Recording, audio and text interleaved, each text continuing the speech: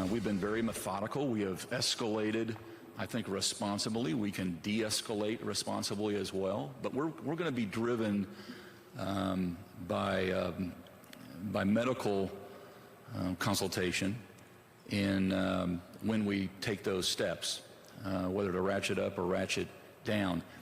Right now at 5 o'clock, Governor Eric Holcomb assuring Hoosiers that Indiana will bounce back as the state's stay-at-home order is now in effect. Good evening, everyone. The updates from state officials come as we await a daily briefing from the U.S. Coronavirus Task Force. It's set to start any moment now, and we expect to hear details on that massive $2 trillion stimulus deal awaiting final approval in Congress.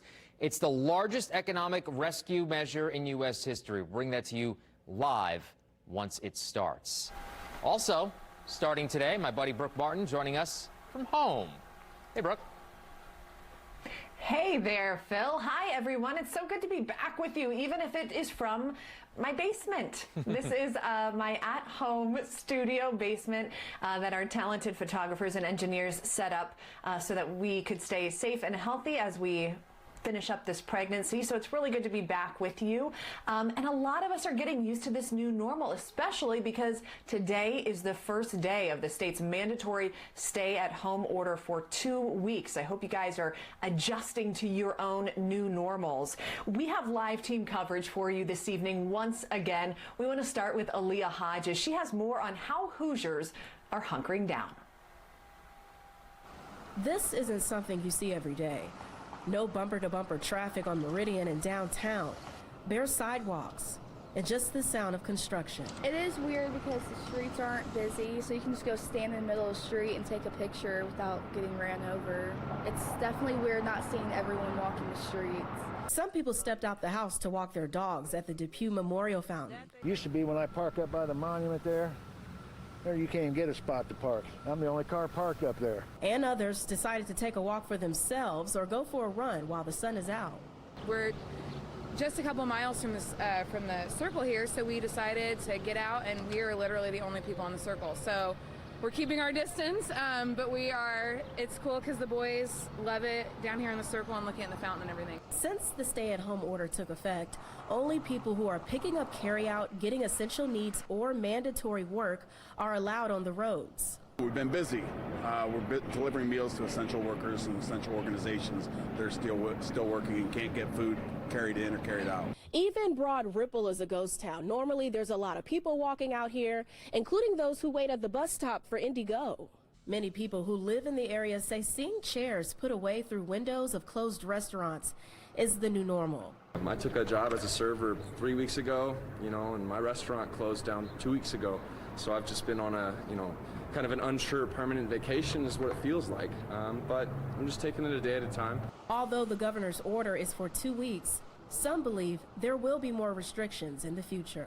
I think it won't get better until start of summer. I think that business is going to be slow for the next quarter, and then people will go back to normal.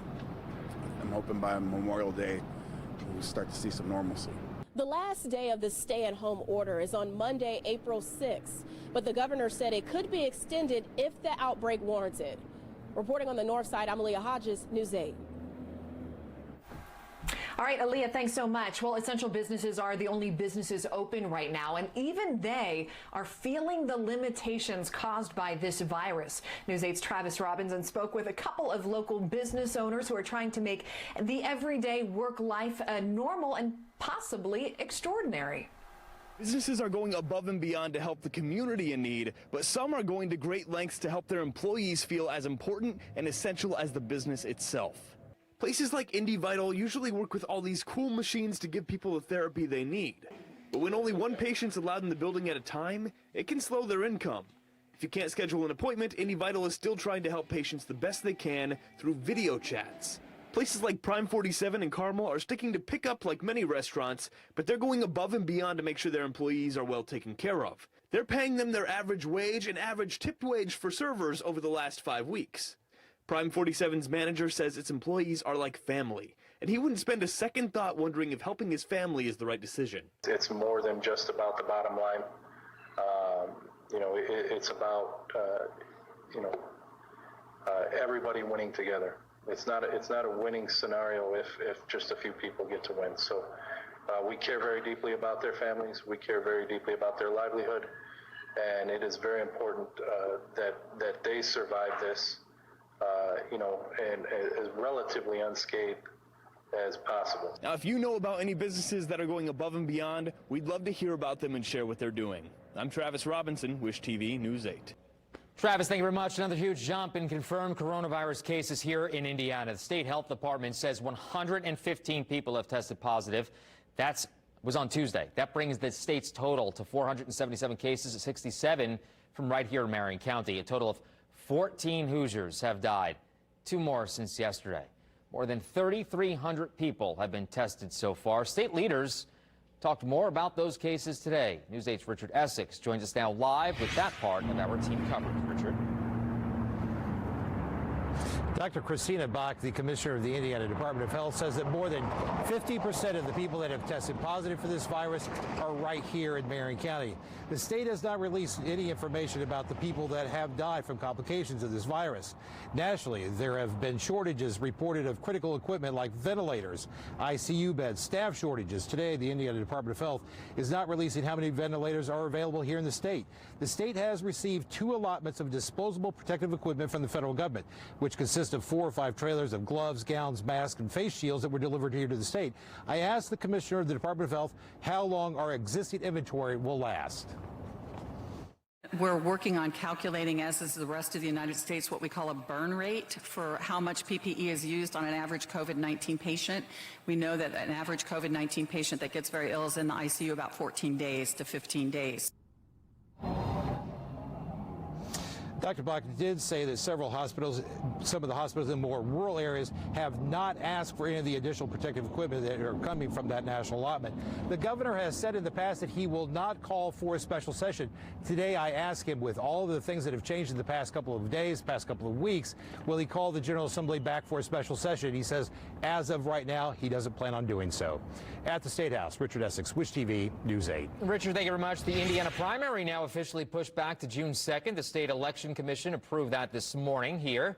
All voters will also have the option of submitting mail-in ballots. The commission will meet April 22nd to talk more about voting a full vote by mail election if necessary.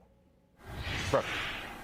Well, right now, families in need impacted by the coronavirus are getting some much-needed help. That's right. Free food at several sites across the city. News 8's David Williams explains.